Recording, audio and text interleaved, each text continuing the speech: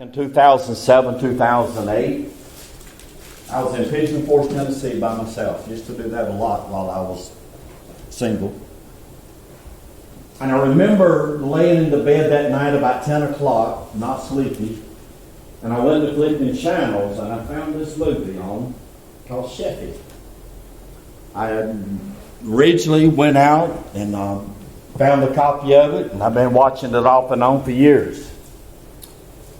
It was somewhere up in the mountains, I believe it was Tennessee itself, where they were originally running and had their program. They had one of those old outside shelters. It was a rooftop, and it was long like this building, but there was no sides in it.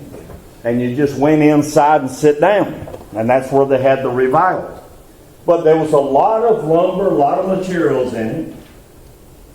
They were having feuds with the association they were tied to. Association wanted to take over and control everything. Sheffy didn't want to do it because he felt like what they were doing was wrong. And before you know it, it started affecting the people coming. They got to where they just kind of fell away from it. And then one of the young people, like Matthew, decided he wanted to start a fire, and he burned the building down. But of course, Sheffy didn't know that he had done this. And as the years passed, they never did get their building back up. And as years passed, Sheffy became just an old gray-headed man hobbling around there with his cane. Didn't preach no more, of course. And all of a sudden, this young boy comes walking in. He said, "Are you Mr. Sheffy?" He looked at him, he said, "Yes, I am, but I don't recognize you." And finally, the young boy said, "You're going to hate me. You're going to hate me. I'm the one that burned the building down." And his own wife, Sheffy, was trying to climb the hill when they heard about the fire. And because of her age, climbing that hill overpowered her heart, and she died too. So it was not only the building was burned down, and back in those years, this is in the 1800s, back in those years, it would have been almost impossible to rebuild the building because where would they have got the money? So he tells Sheffy, he says, "I'm the one that burned it down. And I guess you're going to hate me." And Sheffy stood there and looked at him. He said, "You know, I thought for the longest time I was going to hate whoever did this. But I eventually got over it."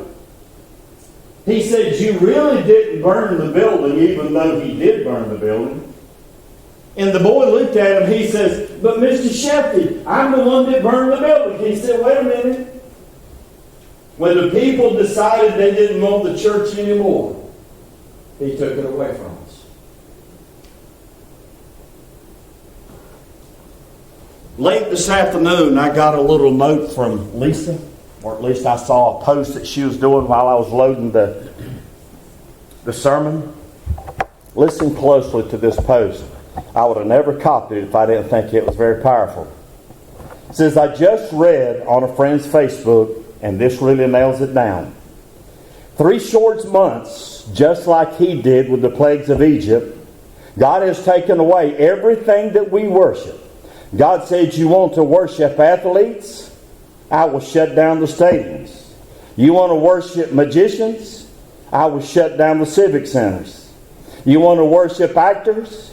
I will shut down the theaters. You want to worship money? I will shut down the economy and collapse Wall Street.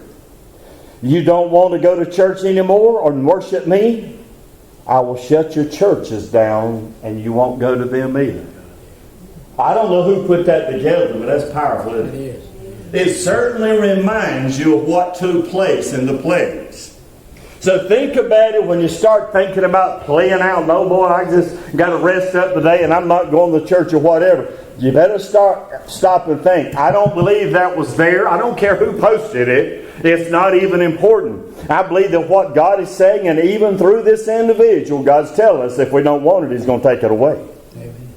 I had a gentleman back at Cumberland Union, one of the first churches that I pastored. He died of cancer that was originally melanoma. They took his ear off. Had several spots on his back.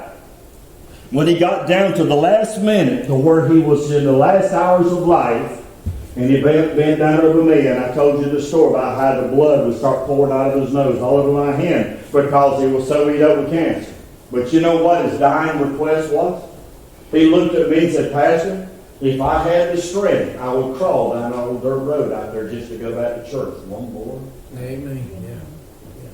Yeah. If we wait till we're too old, if we wait till health has literally been taken away from us, I'm afraid that a lot of us in the world, they're going to be saying, oh my gosh, I wish I had done it while I was young enough. I wish I had gone to church when I had a chance, but instead I didn't. Now think about this. This scares me when I look at Sheffy, and then how the revival place was taken away, and then how Sheffy looks at it and said, no son, you may have physically burned it, but God took it away. In other words, God allowed it to be taken away because His people wouldn't support it and fill the place anymore. Let's turn to 2 Peter chapter 2. But there were false prophets also among the people, even so there shall be false teachers among you. Secretly shall they bring in destructive heresies, even denying the Lord that bought them, and bringing upon themselves swift destruction. Many shall follow their pernicious ways, which means unrestrained, and ways by reason of whom the way of truth shall be evil spoken of. And through covetousness shall they with feigned words make merchandise of you, whose judgment now for a long time lingereth not, and their destruction slumbereth not. For if God spared not the angels that sinned, but cast them down into hell, and delivered them also in the chains of darkness to be reserved unto judgment, making it very clear that God created the angels of heaven. And the Bible is very clear that when Satan fell, he took 1/3 of those angels. We don't know how many that is, but I would venture to say it's hundreds of thousands, could be millions. They're all over the world, those angels that followed Satan. God done everything in His power with the cross of Calvary in order for us to receive salvation. We're living in 2020 now. We're too good for church, are we not? We're too good to tithe our income. We want to do other things. We want to get out on the road and travel. We want to get on airplanes and fly to some foreign country. Now let me say something that may offend somebody. I have a hard time understanding why missions are so important. Hear me, folks, and I'm not against missions, but we got the United States of America going to hell in a handbasket, but we're going to send missionaries to a foreign country. Amen. That's it. We need help, and we need it right here in America. America needs to turn around. We're concerned about a foreign country, but we're not even concerned about our own country. And I can name a few states. Look at the evil that's moving through some of these states that we can think about tonight. And the sickness and the disease. Peter is telling us here, he says, even the angels of heaven is going to be judged. He's saying those third that chose, instead of following God and being blessed by God, they chose to follow Satan. You say, preacher, but boy, we can't do that. That's exactly what the world has done. They've chosen not to follow God, but they've chosen to follow the things of the world, and the things of the world, illicit sex and money and anything they can dream up. Hey, those things are more important to them. It's a big time right now. God said, wait a minute. I'm trying to tell you those things will end. I'm trying to tell you the older you get, some of those things you can't even do no more. I'm telling you, before you know it, you're going to be dying. And when you're lying on your dying deathbed, you're going to say, oh my God, I wish I had done that. Forgive me, Lord. I've spent my whole life doing nothing for you. Verse 5, he said, and spared not God spared not the old world, but He saved Noah, the eighth person, the preacher of righteousness, bringing in the flood upon the world of ungodly. Now, you can say the coronavirus is just one of those things. You can say the coronavirus is real and the coronavirus is horribly bad, and I would agree with you. You can say, well, I guess the devil did that, amen? If God is the sovereign God that I'm telling you that I know that He is, do you not believe that God is sovereign enough to stop the coronavirus? God has taken the pegs down, and He's allowing things to happen to this country that we haven't seen in 100 years. And it's because of the sin. We've murdered too many babies. We've destroyed them. We've ground them up and used them, made collagen out of it so we can make ourselves prettier. America. The country that once stood strong. The country that once would have been a good deal to go out to other countries being missionaries. I'm not against missionaries. Hear me. But I'm questioning the way and the condition of America. Amen. Yes. I'm questioning the leadership of our country. The leadership of our country says, I'm not going to give help to the coronavirus unless you give me my abortion money so we can murder some more babies. Please tell me. God said, I created those angels, and those angels followed Satan. And God says, I brought judgment on those angels. Do you not think I'll bring judgment on America?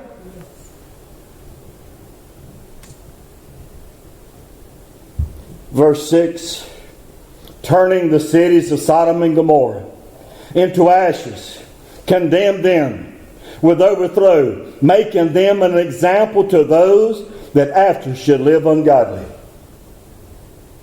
Let me bring something up that a lot of you probably have no idea.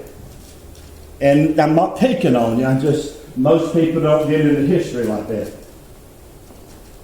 Do you know there's over 200 cities under the ocean?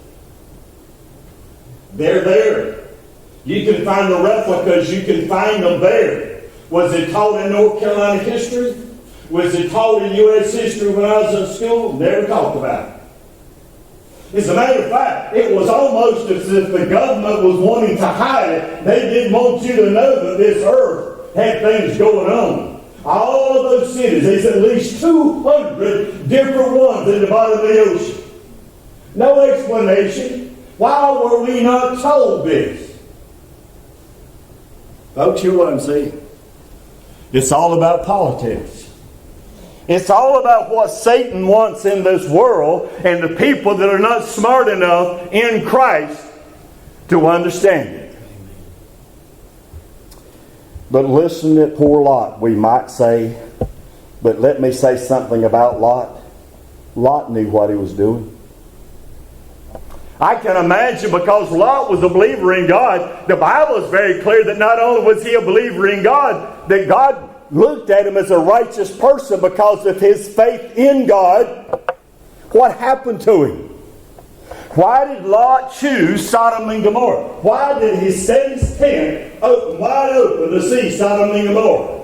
I think the fleshly side of him saw all the sin. Oh man, I just might like to try that. I might like living like that too. I might like having a half a dozen wives instead of one or two. What happened to him? The Bible said he was a believer. The Bible says he's a righteous man. But then he literally destroyed himself from the inside out because he went there and took his family into Sodom and Gomorrah and allowed the stench of this world. You know, several years back since I've been here, I noticed that every time something would come on television, she'd get on it. She'd get on because she thought, oh, just overlook it and forget it. But I felt a heavy burden for things that were going on in our government that was horrible. Sinful things. And I'm sitting there thinking to myself, I don't understand this. What is the leadership of our country doing? They're aborting babies by the millions and the millions and the millions, and that's okay to just take a hammer out and knock them in the head? Or take a pair of scissors out and gouge it into the brain from the back? Or take a salt solution and spray it in and the baby sits in there until it burns it to death?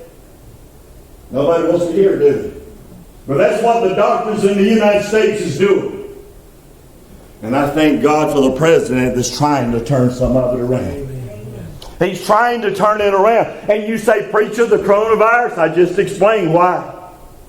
It's because of what's going on. Now, there's a positive side to this. This is the finest hour for the church. We got a better chance now to witness to those people in the world than any other time in our life. Folks, they're scared. Hear what I'm saying. Most of these people out there are frightened to death. They're going in getting all the guns they can get. They're getting all the food they can get. It's fear. You only have that kind of fear as a rule when you're lost. We know who God is. And I know if I die, He's going to take me home. I'm at peace with that. The world is not. Amen. The world even thinks they can put themselves into these stasis chambers. And 1,000 years from now, they're going to get smart enough to bring life back into the bodies. Not going to happen. Not going to happen. Listen at verse 7. And this Lot, and delivered just Lot, vexed with the filthy manner of life of the wicked. Now wait a minute. Church people. Lot was, let's say, church people. And he decided that Sodom and Gomorrah and all the naked women and all of the partying and all of the things that were going on. Oh man, he just looked at that and it tantalized the flesh and he went for it. And the Bible is very clear that by him doing that, he vexated his own soul because he sit there and finally ended up getting involved with it. And then when God looks at Lot and says, Lot, wait a minute.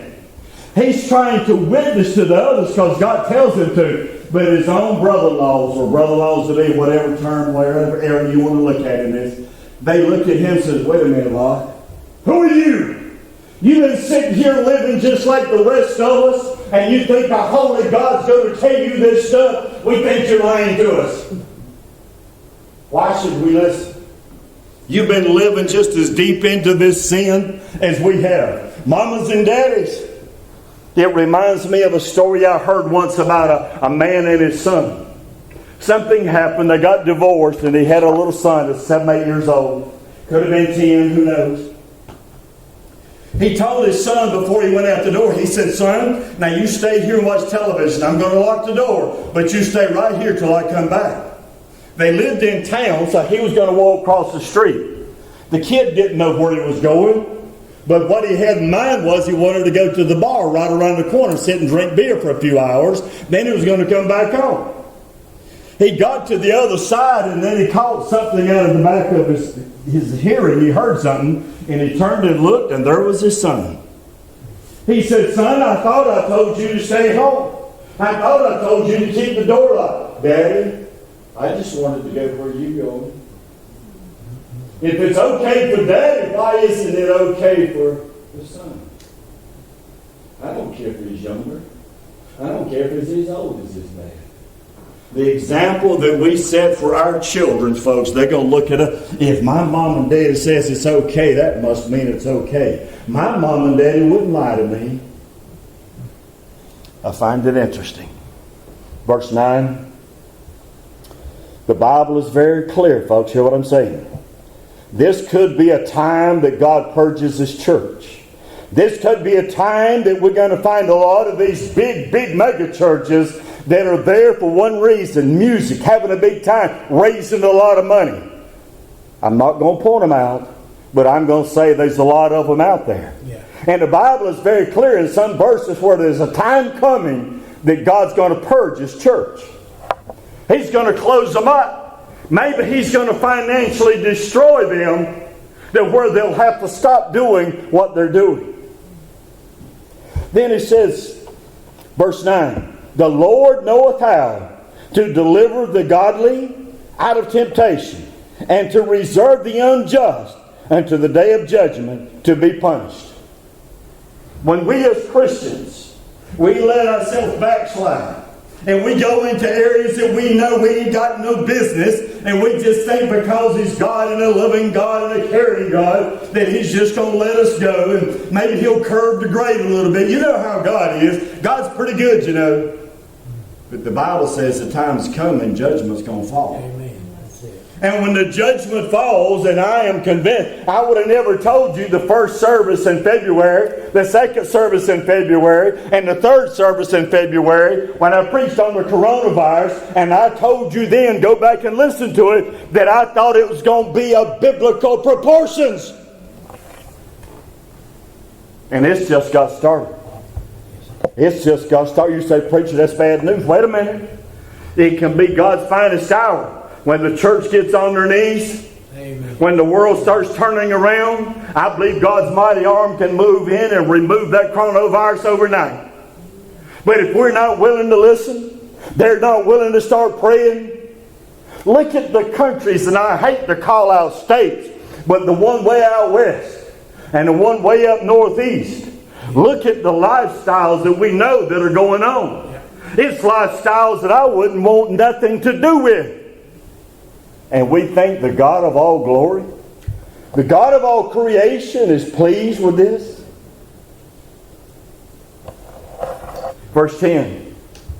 But chiefly them that walk after the flesh, the lust of the flesh, whatever turns me on is what I'm going to do.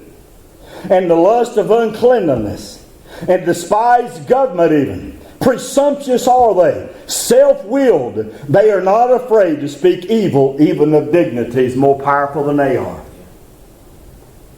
Do you know, and please don't misunderstand this, Book of Jude, there's some areas where God warns us. When we start talking about evil spirits, don't use ugly names. Don't lift Satan up and start saying trashy things. Now you say, preacher, are you on their side? Certainly not. But let me tell you something. God created them. He didn't create them as evil as they are. He created them without the evil. The evil came into them when they moved up in life and wanted to do what they wanted to do. And they did it. But God is saying, I created them. They have the power to wipe you out in the blink of an eye. If God took His hand away and we sit here and cuss them. I remember one of the preachers years ago on television used to call one old Splitfoot. And I thought to myself, I would be very careful talking like that. God's liable to take the heads down, and He did. It was one of the biggest television church disasters that I can remember. Be careful. Those things can cause us a lot of pain and a lot of suffering. But at the same time, you may not like this. Those are tools that God uses to bring us around. Apostle Paul said it twice. I'm going to turn this man over here, over to Satan, for a destruction of the flesh, that his soul may be saved. He was having sex with his stepmother. And it was all over the church. He said, I'm going to turn this man over to Satan. That's a tool. Satan was going to be the very tool that brought hell into his life until the man died. Verse 11. Whereas angels who are greater in power and might, bring not, he warns, bring not a railing accusation against them before the Lord. But these as natural brute beasts, made to be taken and destroyed, speak evil of these things. They understand not, and shall currently perish in their own corruption. We have to be careful. You know, my thinking when I first got saved, I used to think, well, Lord, the old devil is so bad, you just destroy him. You kill him. I couldn't think of nothing but negative. Get rid of him. And if you get rid of him, the rest of us will do the right thing. It took me a lot of years to realize something. You know why? One of the major reasons he uses Satan? Because Satan is so powerful, he'll make you reveal who you are. He'll make you fall backwards in your sin. Satan's powerful enough to do it, unless God keeps the hedge around for a reason. And if you're lost, purely, just simply lost, then he can turn Satan loose on you till you nearly dead, cancer eating you up. If that's what it took to bring you to Christ, then it was worthwhile, was it not? The world quit preaching it, didn't they? Nobody wants to preach. Nobody wants to hear this kind of preaching. Preacher, why? Because I'm not a perfect saint. Neither am I. I try. I strive to do the right things. But when I catch myself falling, I say, Lord, forgive me. And I mean it, forgive me. Turn me around, Lord, and help me get back on that straight and narrow path. And sometimes it's just in the way we think. It doesn't mean we go out and do something horribly wrong. We just allow our minds to go in the wrong direction. As bad as it may seem, looking at evil spirits and thinking how bad they are, but if you look at it from God's point of view, those are the very tools I'm using to bring you to me. You know, when I was coming up, I don't believe I ever heard a preacher say that. They wouldn't even talk about it. They didn't like to even say that. No, God wouldn't do that. God wouldn't use the devil to do this. Whatever Satan dishes out, God can use it to bring glory to himself. It doesn't matter. And he warns these people here. He's saying even Lot, he managed to bring Lot out, did he not? Look what Lot went through. And then his wife, I feel sorry, and I don't say this to be ugly, but she was so full of the world. She was so full of Sodom and Gomorrah, she had to look back one more time. Lord, I just want to look back one more time. And the Bible says instantly she became a pillar of salt. The salt, symbolic of purging. In other words, I have researched this for decades. Was Lot's wife saved? Most information that I see seems to border on the line that she was a believer like her husband. But her flesh was more powerful because she wasn't willing to dedicate her spirit and soul to God as she should. And maybe when he turned her to a pillow of salt, that was his way of saying, I have purged her that she may come on into heaven. I wouldn't count on it, but at least there's some giving her the possibility. Verse 11, whereas angels who are greater in power bring not a railing accusation. Verse 12, but these as natural brute beasts. Verse 13, and shall receive the reward of righteousness as they count it pleasure to revel in the daytime. Spots they are, blemishes they are, reveling with their own deceivableness, while they what? Feast with you, having eyes full of adultery. Let's get the word adultery to where it needs to be. You say that means a husband and wife running around. Wait a minute. When you put your eyes on something else in the world that's more important to you than God is, then you're in adultery. Can you understand if your wife or husband started cheating on you, and all of a sudden one day, and you loved them dearly, and you walk in one day and find out that they've been going with some other man? Do you know how painful that would be to you?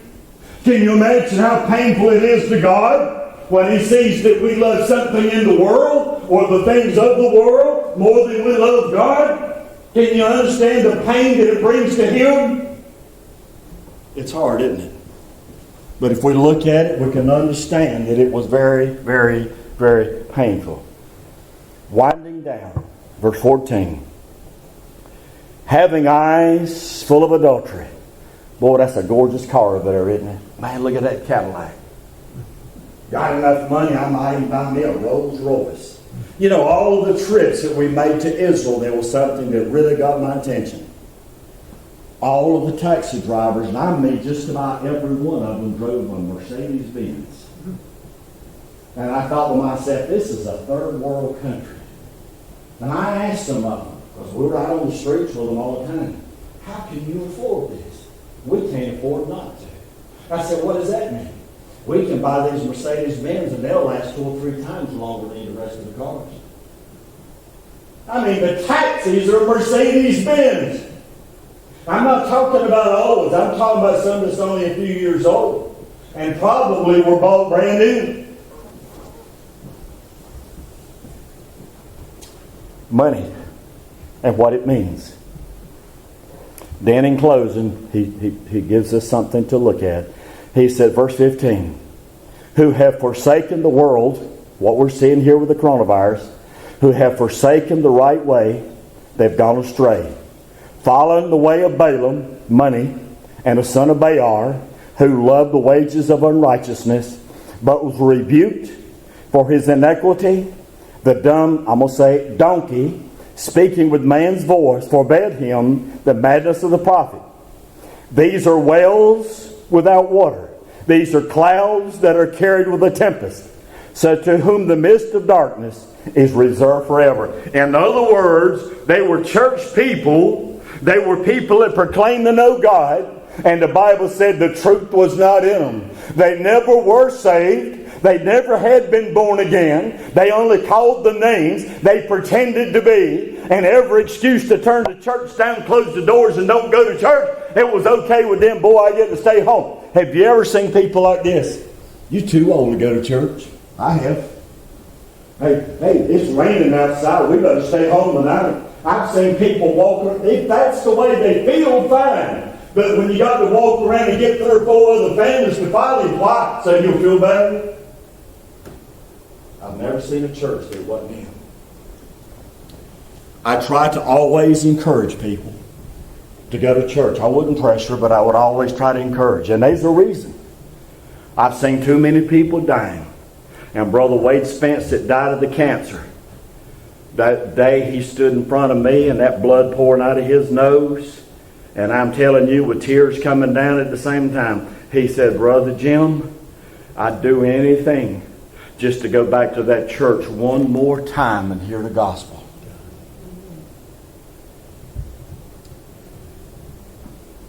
The scripture says something like this as I close.